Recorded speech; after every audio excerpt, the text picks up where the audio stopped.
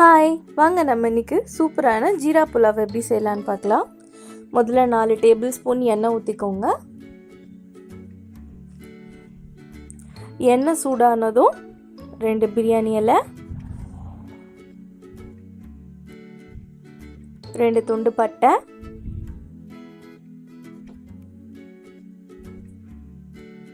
4 லவங்கம், 3 ஏலக்காய்,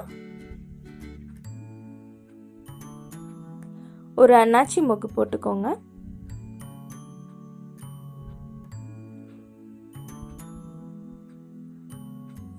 அப்புறம் ஒரு டேபிள் ஸ்பூன் ஜீரகம்.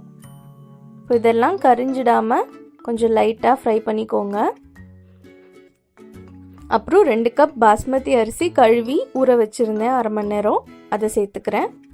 அரிசி சேர்த்து ஒரு 30 செகண்டுக்கு நம்ம கிண்டணும். அப்போதான் அரிசியெல்லாம் ஒட்டாமல் வரும். அதுக்கப்புறம் 3 கப்பு தண்ணி ஊற்றிருக்கேன்.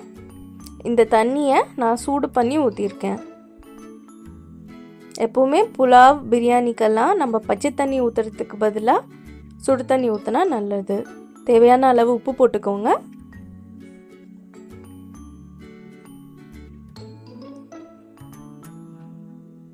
இப்போ அடுப்பை மீடியம் ஃப்ளேமில் வச்சுக்கோங்க.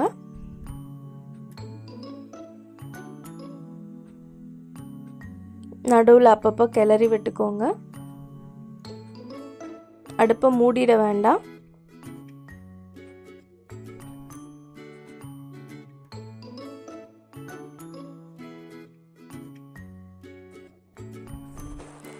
இப்போ இந்த அளவுக்கு கொஞ்சம் வந்ததுக்கு அப்புறமா நம்ம புலாவை தம்மில் போட போகிறோம்.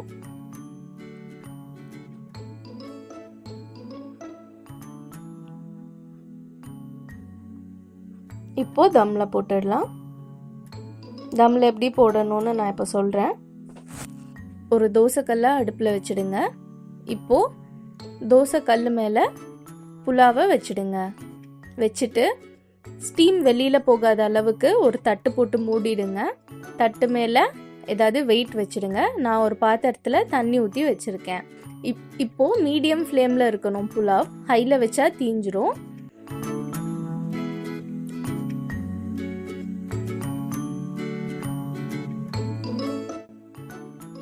பதினஞ்சு நிமிஷத்துக்கு தம்மில் இருக்கணும். இப்போது 15 நிமிஷம் ஆயிடுச்சு. நான் திறக்கிறேன். ஓகே, இப்போ நம்மளோட ஜீரா புலாவ் ரெடி ஆயிடுச்சு.